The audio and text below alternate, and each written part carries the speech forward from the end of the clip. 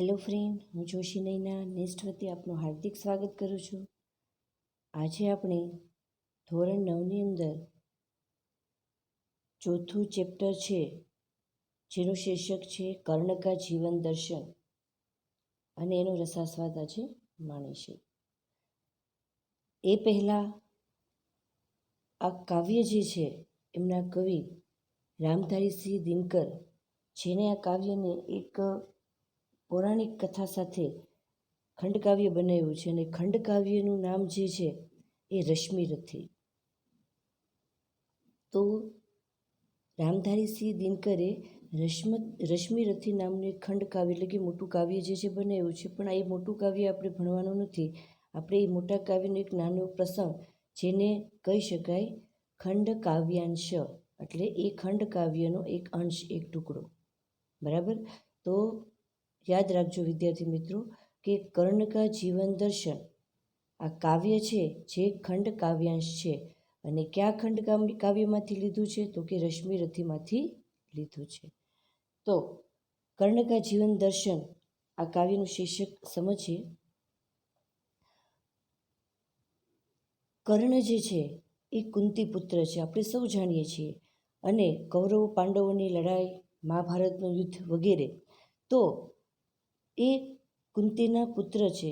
પણ આ કર્ણ જે છે એ પાંડવોના જ્યેષ્ઠ પણ છે, એટલે કે પાંડવો જે છે એના સૌથી મોટા પુત્ર છે. કુંતી માતાએ જન્મ પછી કર્ણનો ત્યાગ કર્યો, સામાજિક અમુક કહી શકાય એવા ડરને લીધે. અને પછી એ કર્ણ જે છે એની મિત્રતા દુર્યોધન સાથે થઈ. વિચારો, નાનપણથી જ્યારે કર્ણને તરછોડી દેવામાં આવ્યો હોય માતા દ્વારા, સમાજ દ્વારા, ત્યારે સ્વાભાવિક છે એનું જીવન અન્યાય, અપરાધ, અપમાન વગેરેથી કહી શકાય એવું ભરેલું હોય છે. પછી કર્ણ જે છે એ દુર્યોધન સાથે એની મિત્રતા થાય છે, અને હંમેશા દુર્યોધન જે છે કર્ણને સાથ આપે છે. કર્ણ જે છે એ દુર્યોધનના આ ઉપકારને ક્યારેય ભૂલી નથી શકતો. અને જ્યારે મહાભારતનું યુદ્ધ થાય છે ત્યારે કૃષ્ણ જે છે કર્ણને મનાવવા જાય છે કે તું ભાઈ પાંડવોના પક્ષમાં આવી જા. કારણ કે કૃષ્ણ જાણતા હતા અહીંયા રહેશે તો એનો વિનાશ થશે, મતલબ કૌરવ જે છે એ કુળનો વિનાશ થવાનો હતો મહાભારતના યુદ્ધમાં. તો અને સાથે સાથે કર્ણ એટલો શક્તિશાળી અને કહી શકાય એવો સારો એવો ધનુર્ધર હતો, જેથી કરીને પણ યુદ્ધમાં એની જરૂર હોય તો જેથી કરી કૃષ્ણ જે છે એ જ્યારે કર્ણને સમજાવવા જાય છે, એને મનાવવા જાય છે અને પ્રયત્ન કરે છે પાંડવોના પક્ષમાં લાવવા માટે. અને સાથે સાથે કૃષ્ણ જે છે એને પ્રલોભન, એક લોભ પણ આપે છે કે તું ભાઈ પાંડવોનો જ્યેષ્ઠ પુત્ર છે, મોટો પુત્ર છે, તો નિયમ પ્રમાણે તારે જે છે એ રાજગાદી તને મળશે, દુર્યોધનનો સાથ છોડી દે. પરંતુ કર્ણ જે છે એ કૃષ્ણને પોતાનું જે જીવન, જો શીર્ષક જો કર્ણ કા જીવન દર્શન, કર્ણ છે કૃષ્ણને પોતાના જીવનનું દર્શન કરાવે છે, એટલે પોતાના વિચારો જે છે વ્યક્ત કરે છે. અહીં કર્ણજી કૃષ્ણને કહે છે પણ કૃષ્ણનો કંઈ ઉલ્લેખ નથી. સમગ્ર સંવાદ જે છે એ માત્ર ને માત્ર કર્ણ બોલે છે. તો સુંદર મજાનું કહી શકાય એવું કર્ણનું જીવન દર્શન. અને આમ પણ કર્ણને દાની પણ કીધા છે, દાનવીર કર્ણ તરીકે પણ આપણે સૌ જાણીએ છીએ. વિદ્યાર્થી મિત્રો, તમે નાનપણમાં એની સ્ટોરી જે છે એ પણ ભણી ગયા છો પાઠ્યપુસ્તકમાં. તો આ રીતના આ ખંડ કાવ્યાંશની અંદર કર્ણના જીવન દર્શન વિશે કર્ણના મુખે જ અહીં કવિ જે દિનકરજી છે એ બોલાવે છે, અને પોતાના વિચારો જે છે કૃષ્ણ સામે વ્યક્ત કરે છે. એ પહેલાં અહીંયા થોડો કવિ પરિચય લઈ લઈએ. તો રામધારીસિંહ દિનકર, જન્મ છે 1908, અવસાન છે 1974.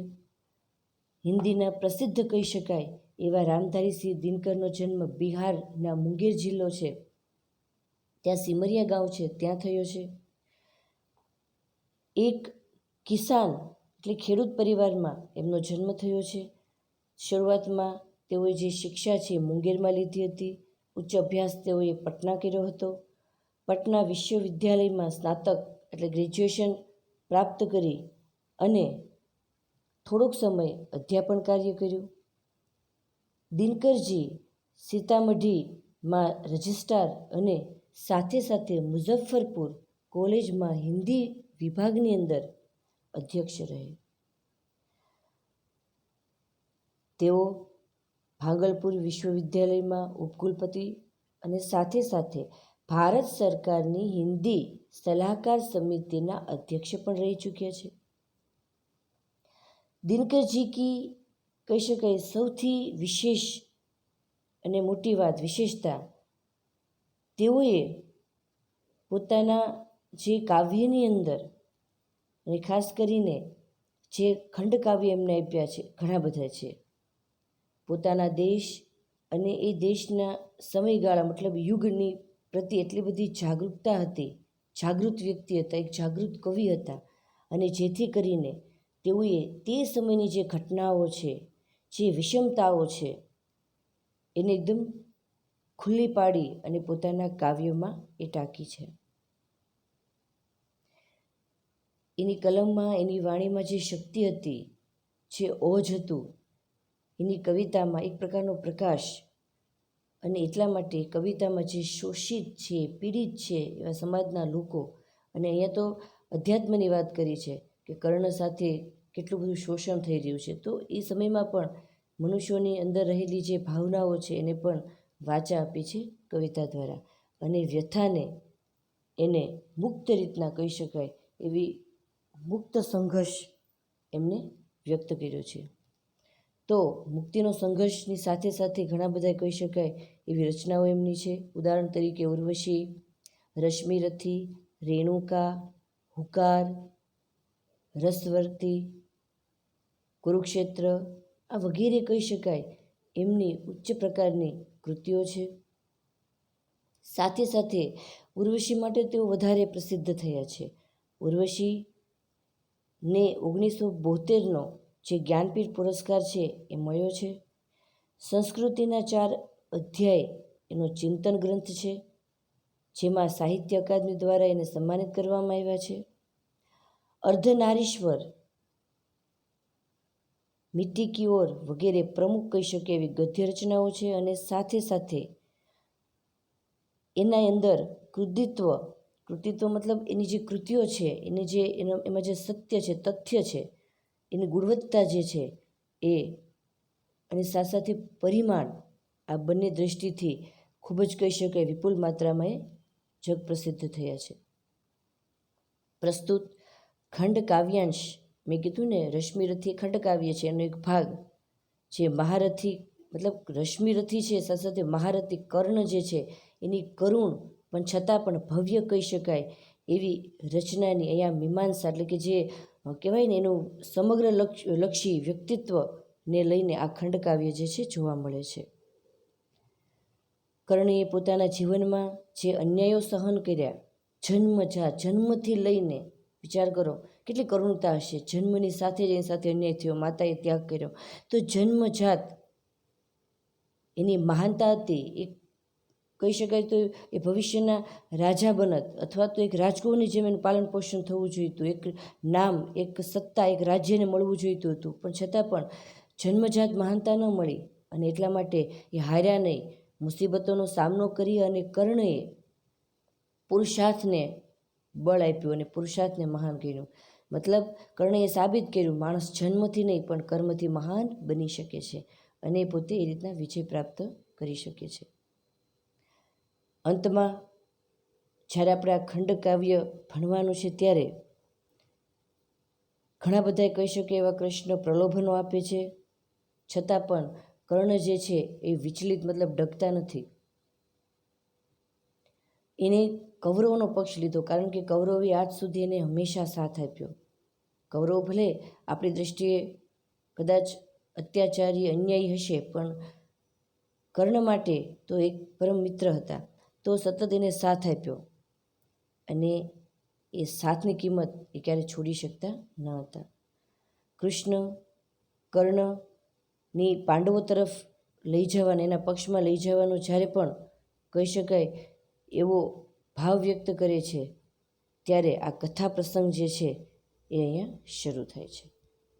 તો વિદ્યાર્થી મિત્રો, કર્ણ કા જીવન દર્શન હવે આપણે આગળ ભણીએ.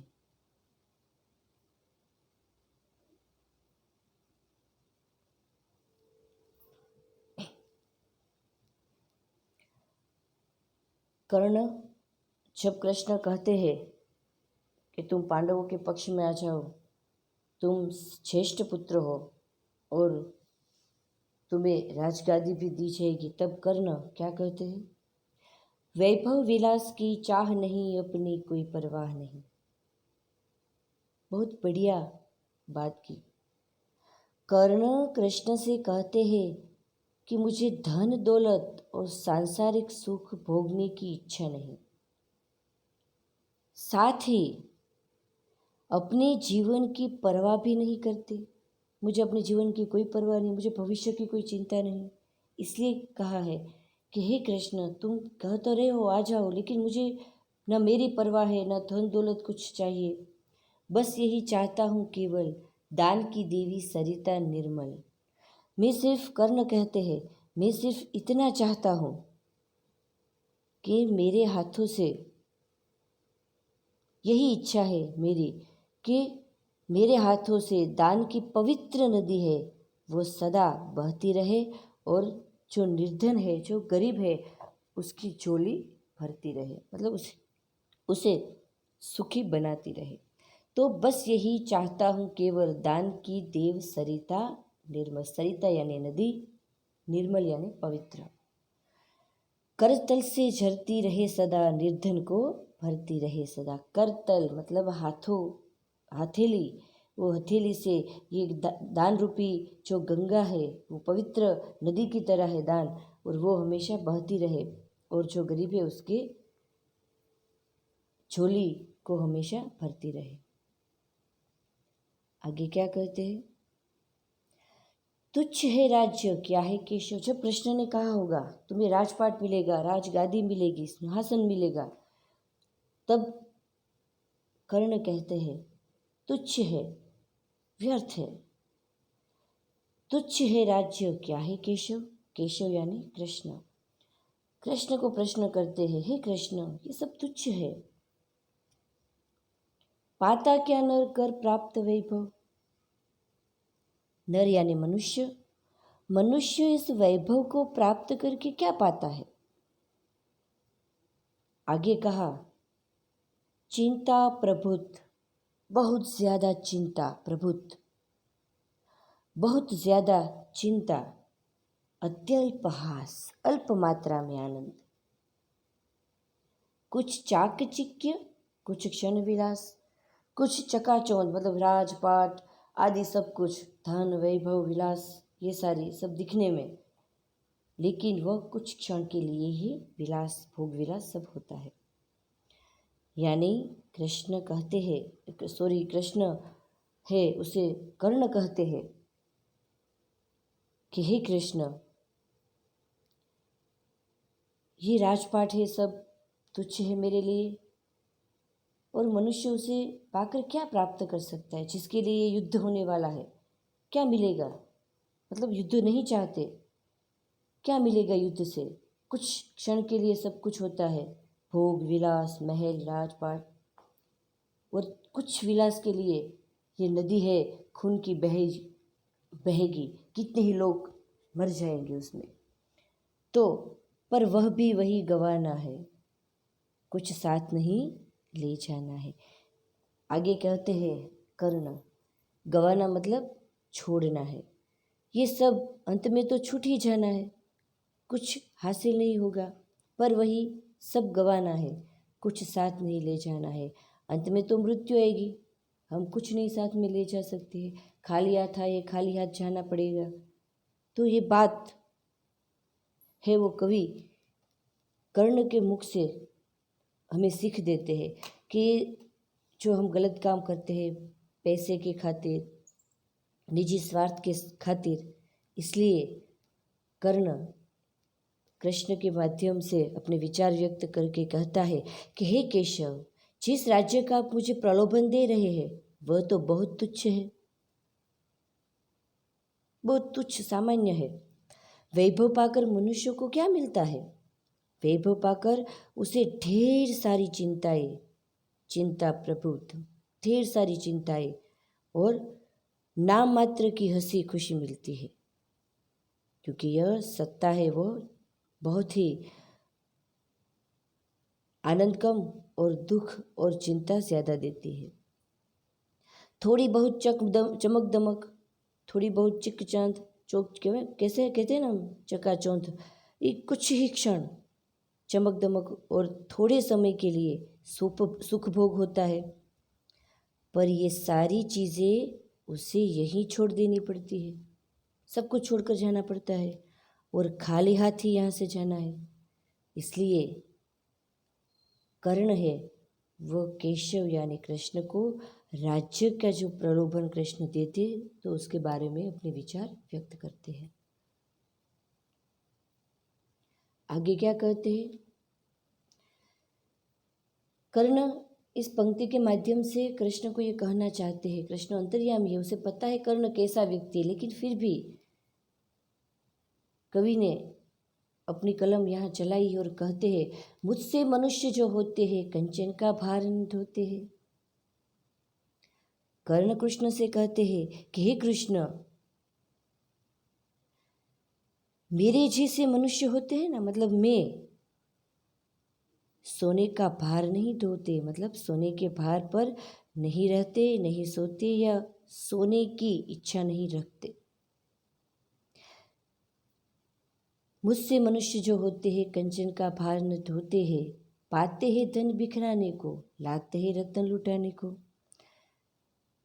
कृष्ण से कहते हैं कर्ण कि मुझे से जो मनुष्य होते हैं ना, वो अपने पास जो सारी चीज़ें होती है वो सारी चीज़ें अपने लिए नहीं होती, वह लोगों को बांट देते हैं। सुख वैभव का जीवन नहीं वह बिताते। इसलिए कहा है कि मुझ जैसे मनुष्य जो होते हैं वह न सोने की इच्छा रखते हैं और साथ ही जो धन प्राप्त होता है ना, वह धन प्राप्ति के बाद भी वह लुटा देते हैं। उसकी जो बहुमूल्य वस्तुएं लोगों में बांट देने के लिए ही होती है।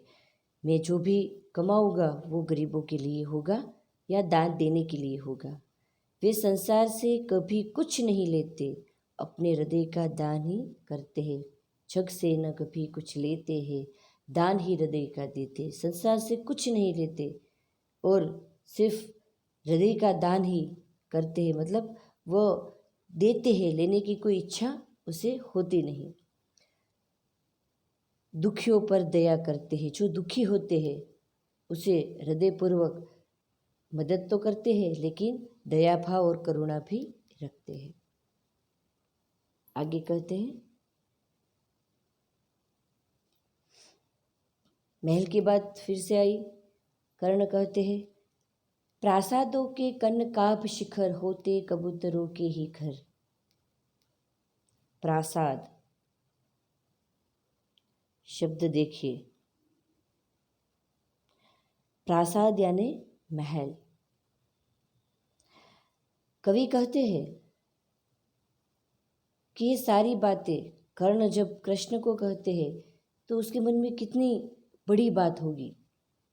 ये जो प्रासादों के जो कनकाभ है, शिखर है, मतलब ये सुवर्ण के जो चमकीले शिखर है महलों के, होते कबूतरों के ही घर।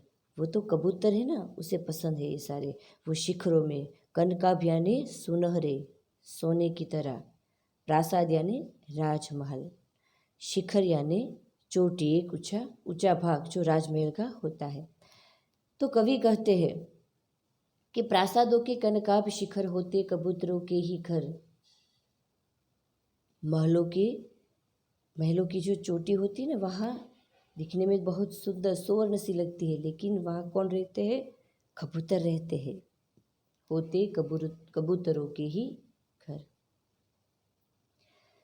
लेकिन कर्ण ने कहा, मैं कबूतर नहीं हूँ, मैं कबूतर जैसा नहीं हूँ। मैं कौन हूँ? अपने को किसके साथ समानता व्यक्त करते हैं? महलों में गरुड़ न होते, वो कहते हैं मैं गरुड़ जैसा हूँ। गरुड़ यानी पक्षियों में श्रेष्ठ पक्षीराज, मैं पक्षीराज गरुड़ हूँ। महलों में गरुड़ न होते हैं, कंचन पर कभी न सोते हैं। मैं कंचन पर नहीं सोता। कंचन यानी मैं सुवर्ण है, वो सुवर्ण पर कभी नहीं सोता, माने उसका मोह रखता। मैं तो गरुड़ हूँ, मुझे ये महलों में कबूतरों की तरह नहीं रहना है। बसता वह कहीं पहाड़ों में, शैलों की फटी दरारों में। कवि कहते हैं कि कर्ण जैसे जो होते हैं, कर्ण खुद अपने बारे में जब कहता है कि गरुड़ पहाड़ों में रहता है, महलों में नहीं रहता, और साथ ही शैलों की फटी दरारों में। पर्वत है, उस पर्वत, शैल माने पर्वत, दरार माने रेखा की तरह अवकाश, वहाँ रहते हैं। आगे कहते हैं, होकर समृद्धि सुख के अधीन, मानव होता नित्य तपक्षीण। क्या कहते हैं कि सुख संपत्ति प्राप्त, मतलब सुख संपत्ति के वह अधीन हो जाता है, उसे सुख संपत्ति इतनी भा जाती है जब पैसे की लालच होती है सबको। मानव होता नित्य तपक्षीण, जब मानव पैसे के आसपास घूमता है तब उसका जो तेज है वो क्षीण मतलब नाश हो जाता है, तप क्षीण प्रभावहीन हो जाता है। और अधीन यानी दास, सेवक या गुलाम, जो सुख समृद्धि का गुलाम होता है उसका तप है वो एकदम से क्या कहते हैं, प्रभावहीन हो जाता है। सत्ता किरीट मणिमय आसन, करते मनुष्य का तेज हरण।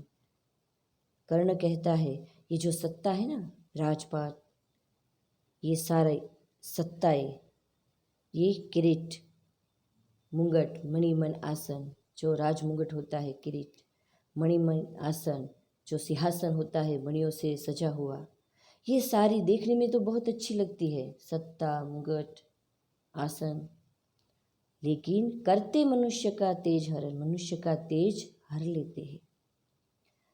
नर वैभव हेतु ललचाता है, मनुष्य क्या करता है, लालच, जब वैभव देखता है तो मन में लालच उत्पन्न होती है, वो लालचू हो जाता है। नर यानी मनुष्य वैभव के लिए, हेतु माने के लिए ललचाता है, पर वही मनुष्य को खाता है, लेकिन वही लालच मनुष्य को अंत में खा जाती है। तो सोने जैसी चमक दमक वाले राजमहलों की चोटियों कबूतरों के लिए बनती है, गरुड़ पक्षी कभी उसमें रहता नहीं, स्वर्णीय बिछोने पर वो नहीं सोता, उसका निवास तो पहाड़ों में ही होता है और पहाड़ों की फटी दरारों में उसका घर बनता है। साथ ही कहते हैं कर्ण, धन दौलत सुख का गुलाम बनकर मनुष्य अपना तप है, तप क्षीण हो जाता है, मतलब तेज वो अपना खो बैठता है। राजपाट मुंगट मणि से जड़े हुए सिंहासन मनुष्य के तेज को हर लेते हैं, उसे प्रभावहीन बना देते हैं। मनुष्य धन संपत्ति पाने के लिए ललचाते तो है, पर वही धन अंत में मनुष्य को नष्ट कर देते हैं।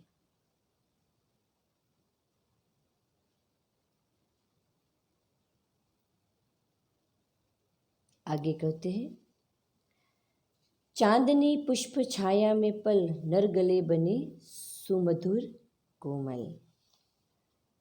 पर अमृत क्लेश का पिए बिना, आपत अंगड़ में जिए बिना। कवि कहते हैं कि चांदनी और फूलों की छाया में कुछ ऐसे होते हैं जो कोमल फूलों की तरह वो बचपन और जवानी में रहते हैं, सुकोमल की तरह सुकुमार जीवन जीते हैं। तो चांदनी और फूलों की छाया अत्यंत सुख सुविधा की बात की है। चांदनी मतलब शीतलता प्रदान करती है, फूल पुष्प यानी सुखद बात की गई है। तो कुछ ऐसे होते हैं जो चांदनी और फूलों की छाया मतलब अत्यंत सुख संपत्ति पाकर, और वो सुख संपत्ति में वो पलते हैं, बड़े होते हैं। चांदनी पुष्प छाया में पल, नर गले बने सुमधुर कोमल। मनुष्य सुंदर और कोमल भले बन जाए, मतलब उसका लालन पालन भले ही कोमल तरीके से होता हो और वह कोमल हो जाए, उसका शरीर भी कोमल हो जाए,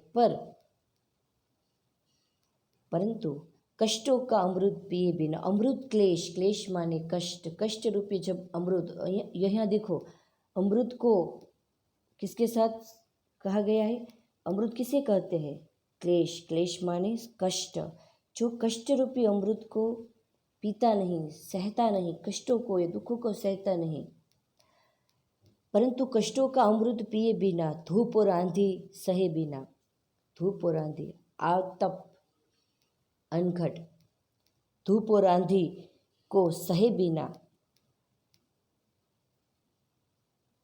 जिए बिना मतलब सहे बिना वह पुरुष नहीं कहला सकता, विघ्नों को नहीं हिला सकता।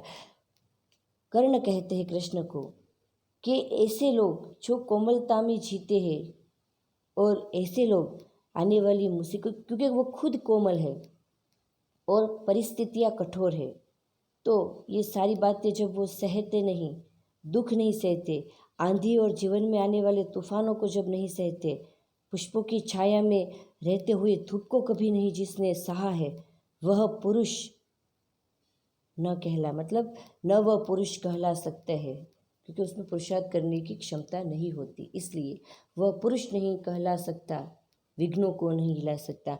ऐसे कोमल व्यक्ति अपने जीवन में आने वाली जो विपत्ति है, विघ्नों को वो दूर नहीं कर सकता, उसे हरा नहीं सकता।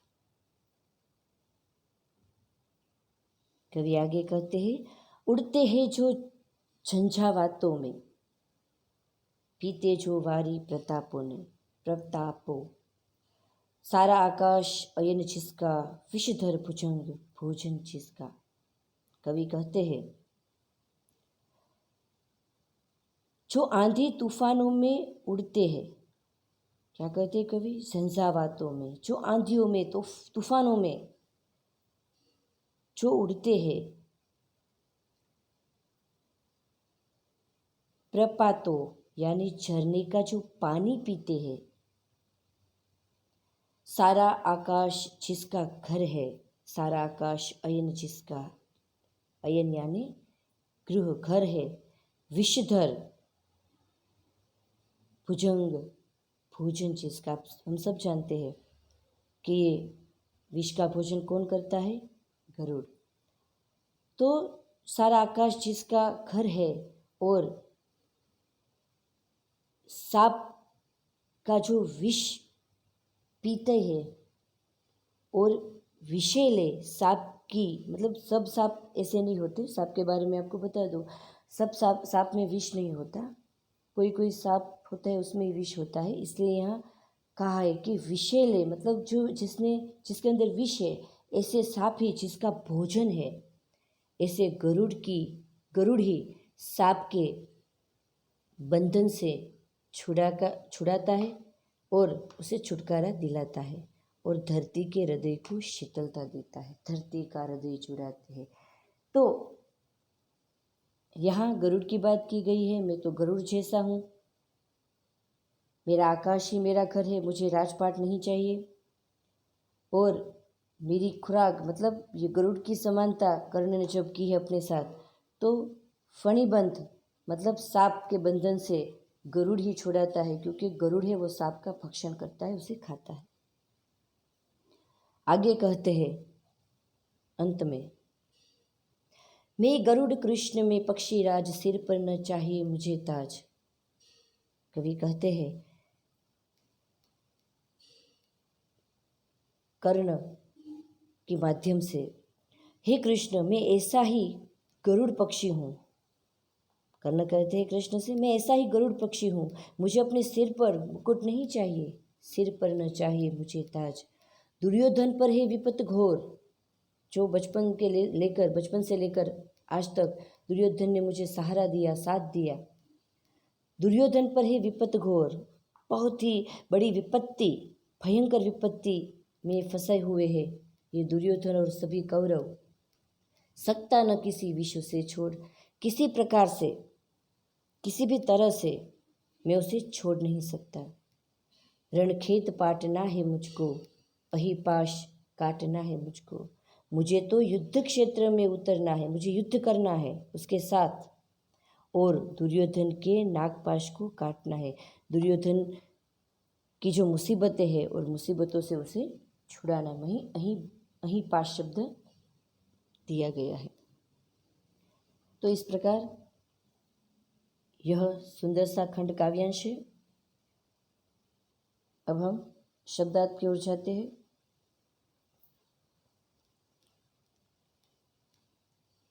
कवि रामधारी सिंह दिनकर ने शब्दार्थ में बहुत ही उच्च कोटि के शब्दों को यहाँ लिया गया है, जिससे विद्यार्थी मित्रों मैं आपको बता दूं कि आप भी थोड़े शब्दार्थ को ध्यान से समझें ताकि आप आराम से काव्य को समझ सकें। यहाँ शब्दार्थ में पहले देखिए, वैभव का अर्थ होता है धन दौलत, विलास का अर्थ होता है सुखोपभोग, परवाह का अर्थ होता है चिंता, सरिता का अर्थ होता है नदी, निर्मल का अर्थ है स्वच्छ पवित्र, करतल, कर यानी हथेली, मतलब कर माने हाथ और तल माने हथेली, मतलब पूरा हुआ हथेली, हाथों की हथेली, तुच्छ यानी क्षुद्र निकृष्ट, केशव कृष्ण, जिस केशव का शब्द उल्लेख यहाँ हुआ है काव्य में, नर यानी मनुष्य, प्रभुत यानी अधिक प्रचुर ज़्यादा मात्रा में, अत्यल्प बहुत थोड़े अल्प कम मात्रा में, हास्य यानी हंसी खुशी, चाकचिक्य यानी चकमक या चकाचौंध चमक एक प्रकार की, गवाना यानी खोना, कंचन यानी सोना, बिखरना यानी पाटना, रतन यानी रत्न, प्रासाद यानी राजमहल, कनकाभ एक सुनहरे सुवर्ण की तरह, शिखर चोटी या ऊंचा भाग, शैल यानी पर्वत चट्टान, दरार रेखा की तरह अवकाश, जो दो पहाड़ों या पहाड़ के बीच ऐसी दिखाई देने वाली दरार, अधीन यानी दास सेवक या गुलाम, तपह क्षीण प्रभाव विहीन, सत्ता राजपाट, तेज हरण यानी कि प्रभाव नष्ट करने वाला, क्रांति दूर करने वाला, क्लेश कष्ट वेदना, आतप का अर्थ है तेज धूप, अनघड़ यानी आंधी, झंझावात यानी तूफान, वारी का अर्थ होता है पानी, प्रपात सरना, अयन का अर्थ हुआ घर गमन, भुजंग विषैला सांप, जिस सांप में विष होता है उसे, फणिबंध नागपाश नाग के बंधन से या नाग का बंधन, पक्षीराज गरुड़, विपद यानी आपत्ति, घोर भयंकर, रणखेत यानी युद्ध का मैदान, अहिपाश यानी नाग के पाश में नागपाश भी कहते हैं। तो ये शब्दार्थ अब देखते हैं संक्षेप में, इसका उत्तर हमें देना हो तो किस तरह से देंगे। दोस्तों, पूरा काव्य पढ़ने के बाद आप आराम से इसका उत्तर दे सकते हैं। वैभव से क्या प्राप्त होता है? तो वैभव से मनुष्य में ढेर सारी चिंताएं आती है, थोड़ी सी खुशी मिलती है, और उसके अतिरिक्त ये चमक दमक कुछ क्षण के लिए होती है, भोग विलास आदि दे सकते हैं। धन संपत्ति किस लिए है? तो कर्ण के लिए धन संपत्ति है, वो सबको बिखेर देने के लिए है, मतलब धन संपत्ति परोपकार के लिए। ऐसे शॉर्ट में भी आप आंसर दे सकते हैं। अगर सुख समृद्धि के अधीन मानव का क्या होता है? तो सुख समृद्धि के अधीन मानव, मतलब उसमें अधीन जब हो जाता है मनुष्य, तब उसका तेज, उसका जो प्रभाव होता है वो दिन प्रतिदिन नष्ट हो जाता है और उसकी दुर्दशा होती है। फणिबंध कौन छुड़ाता है? तो फणिबंध से गरुड़ जैसे साहसी और वीर पुरुष ही छुड़ाते हैं। तो इस प्रकार ये क्वेश्चन आंसर भी आप आसानी से काव्य के समझने के बाद दे सकते हैं। तो ये काव्य आपने अच्छी तरीके से ध्यानपूर्वक समझा होगा, और फिर भी आप इसका जो भाव है उसे स्पष्ट रूप से भावार्थ में समझ सकते हैं। अस्तु।